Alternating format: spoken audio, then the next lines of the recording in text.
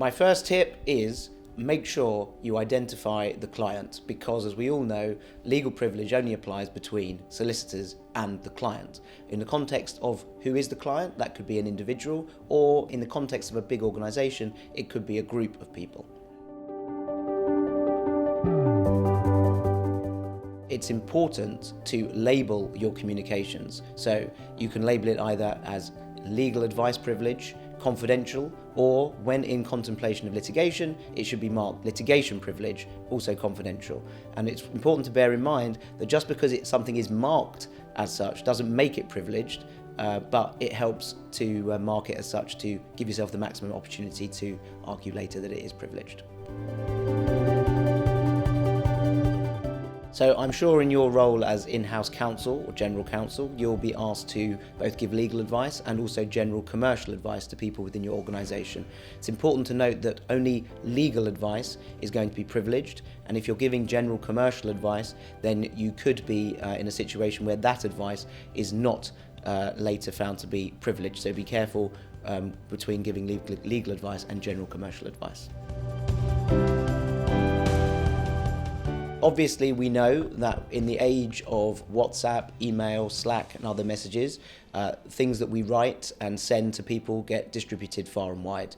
But it's really important in the context of privilege that you try as best you can to control the distribution of your legal advice, so that you reduce the risk of that advice becoming not confidential and not privileged in the future.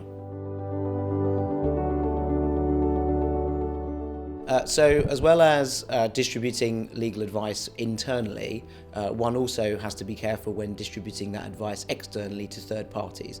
There are many occasions where you will want to or need to share that advice outside of your organisation, but it's important when you do so to control that distribution and make sure everybody is on the same page in terms of the situation they're in, and that they are aware of the confidentiality of that advice and to keep it confidential.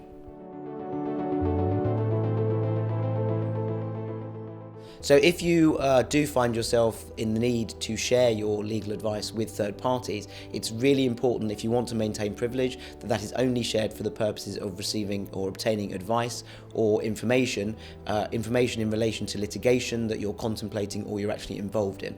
So try and control the distribution to third parties, not beyond that, otherwise you will risk losing privilege. So we all know that litigation privilege starts to work when litigation is in reasonable contemplation. So it's really important to try and record the moment in any particular transaction or dispute when it is really in contemplation of litigation, and try and record that in writing in some way.